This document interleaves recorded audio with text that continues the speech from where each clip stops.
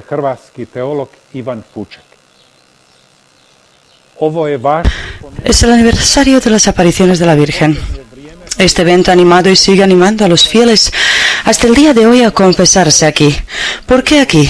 Ellos lo saben, Medjugorje es llamado con corazón el confesionario del mundo. Sin embargo, siempre debemos hablar sobre la confesión dentro del marco de la praxis de la Iglesia, de la cual Medjugorje es solo una parte. Los mensajes de la Virgen nos animan a la confesión mensual, pero la Virgen no interfiere en los mandatos de la Iglesia, que dice una vez al año en Pascua. Desde el principio, la esencia de la confesión incluye el secreto de la confesión, es decir, la obligación del confesor de no decir nada del contenido de la confesión. La violación de este secreto confesional implica una suspensión que prohíbe al sacerdote ejercer su ministerio.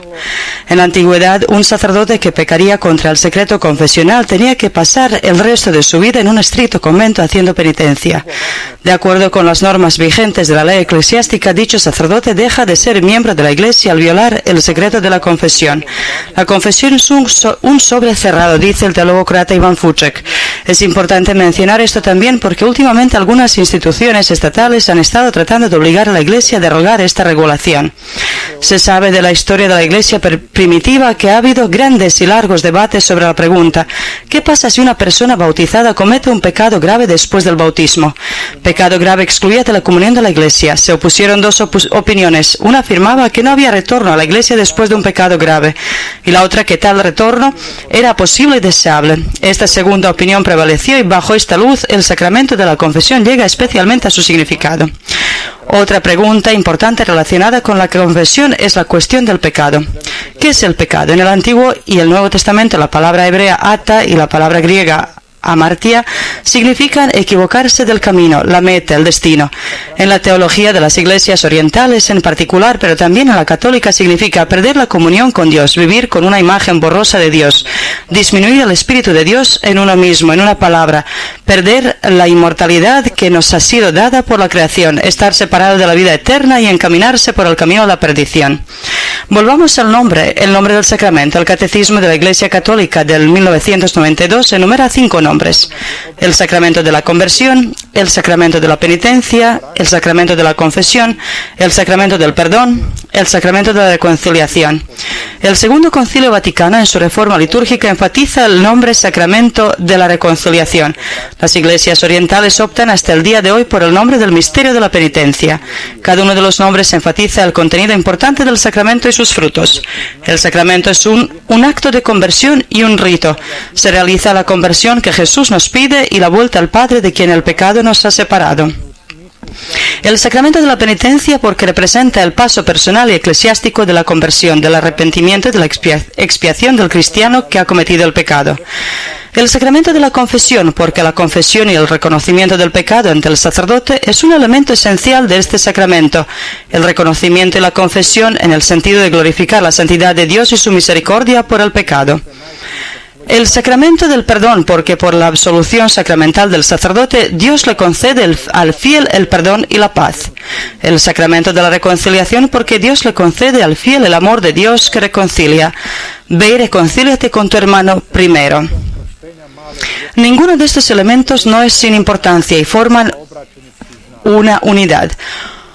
Originalmente, recibir el bautismo era una señal de conversión. Con el tiempo, especialmente con la praxis del bautismo de los niños, el sacramento del bautismo se desvanece como un signo de conversión.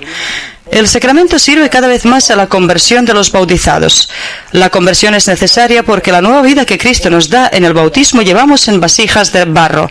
Dice Pablo en la epístola a los Corintios: cada golpe en el recipiente de barro deja huellas y grietas. Así cada pecado deja rastros de daño en el alma humana y necesitan ser tratados. San Basilio Magno habla del pecado como de la enfermedad y que el pecado actúa como la mordedura de serpiente. Si no hacemos nada contra la mordedura de serpiente, el cuerpo estará en peligro mortal. Si no hacemos nada contra el pecado, la salud del fiel está perjudicada vitalmente. Confesad los pecados los unos con los otros y rezad los unos por los otros, dice el apóstol Santiago. Si decimos que no hemos pecado, nos engañamos a nosotros mismos y no hay verdad en nosotros. Pero si confesamos nuestros pecados, el que es fiel y justo nos perdonará los pecados y nos limpiará de toda injusticia. Si decimos que no hemos pecado, lo hacemos mentiroso y su palabra no está en nosotros. De la epístola primera de San Juan. Al final sabemos que nuestra vida es formación y deformación, regresión y progreso. Las deformidades deben corregirse y la confesión es una gran oportunidad para eso. Debe haber preparación para el sacramento de la confesión. Hay 5 cosas que nos introducen al rito. No es bueno planearla rápidamente. Se recomienda con unos días de anticipación. Pensar en los pecados a la luz de la verdad de Dios y discernir en nuestro interior con qué hemos roto la relación con Dios y con el prójimo. Incluso antes de la confesión podemos comenzar con penitencia, oración, ayuno, cuidado del necesitado para preparar nuestro encuentro con la misericordia de Dios y así manifestar nuestra disposición y determinación y resistir los pecados cometidos. Y que estamos dispuestos a estos actos heroicos para justificar la gracia recibida. En Hebreos 12:4, Pablo da una medida del heroísmo. Todavía no habéis llegado a la sangre en vuestra pelea contra el pecado. Con ello podría comenzar el arrepentimiento y la decisión del cambio.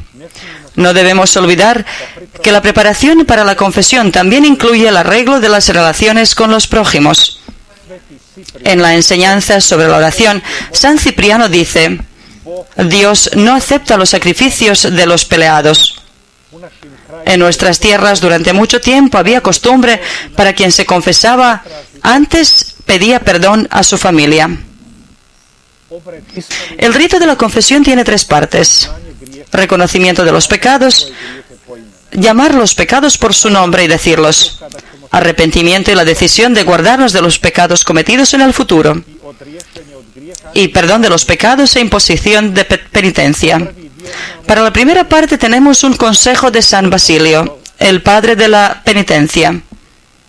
Decir los pecados como si los dijéramos ante Dios mismo.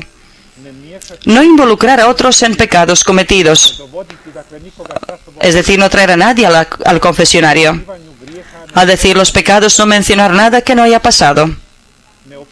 No describir ampliamente el pecado ni tampoco justificarlo.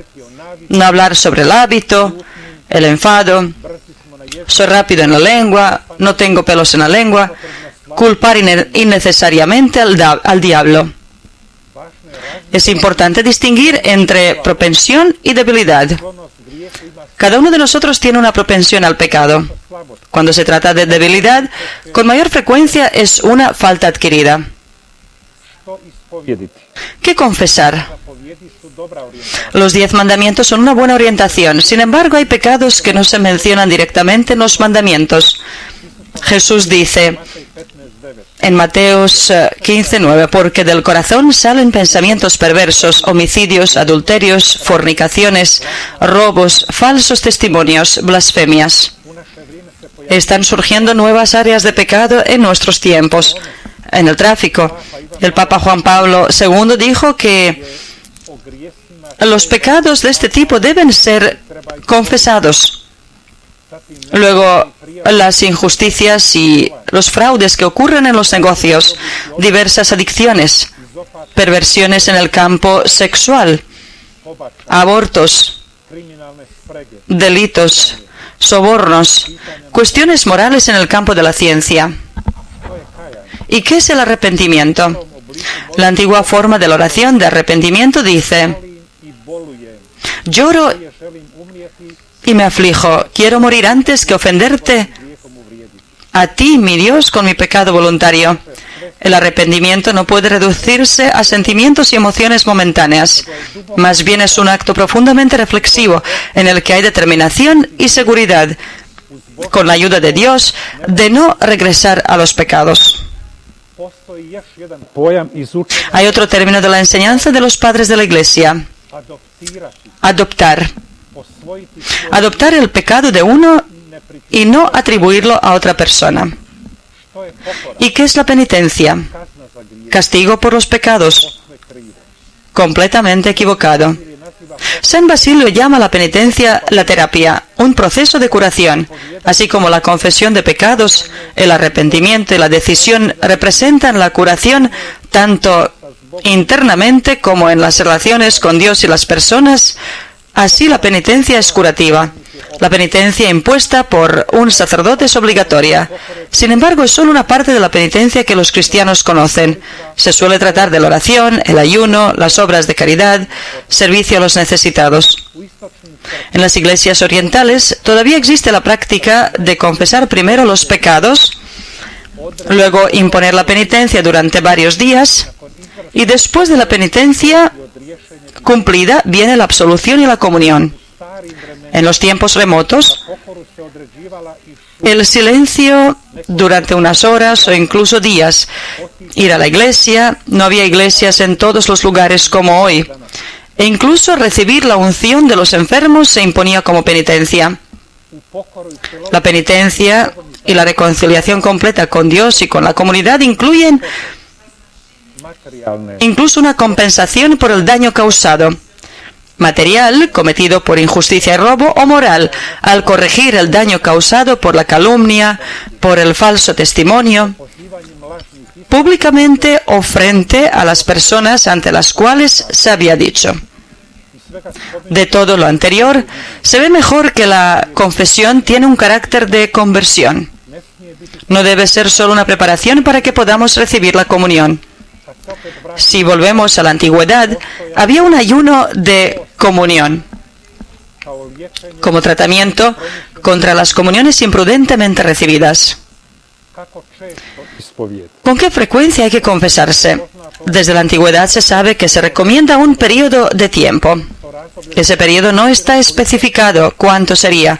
Sin embargo, debido a que recibimos la gracia del perdón, esa gracia necesita ser preservada y darle su tiempo y espacio. La Iglesia nos manda a confesarnos una vez al año, en Pascua. Y la confesión pascual es del miércoles de ceniza al Pentecostés. La confesión más frecuente puede ayudarnos a protegernos mejor del pecado, no acostumbrarse al pecado, pero puede tener el efecto contrario, puede llevarnos a un estado cuando decimos Dios me perdona, yo no necesito progresar, eso no me obliga a mejorar. Eso sería imprudente. Para la confesión también es importante tener en cuenta que hay un viejo dicho, los creyentes, confesado, perdonado. Esta simple forma de responder a la pregunta, que si un pecado debe ser confesado más de una vez, no hace falta. El pecado permanece en nuestra memoria, pero eso no significa que no ha sido perdonado. Por eso es necesario aceptar la misericordia de Dios, girarnos hacia adelante y no volver al pasado. Es importante que un sacerdote, confesor, tenga la autoridad de confesar de su obispo. Se excluyen los lugares de peregrinación. Que en la confesión, a las personas que se acercan a la confesión, les trate con gentileza de Jesús, para alentarnos, enseñarles, ser claros en la doctrina cristiana y no mirar la posible reputación e influencia de la persona. El confesionario es importante. El confesionario es un espacio protegido. No debe usarse ni para otras cosas. Por lo tanto, es importante que los confesionarios sean un espacio que proteja la privacidad. Y en segundo lugar, que se adapte a las personas que tienen ciertas dificultades de salud para que puedan, por ejemplo, sentarse.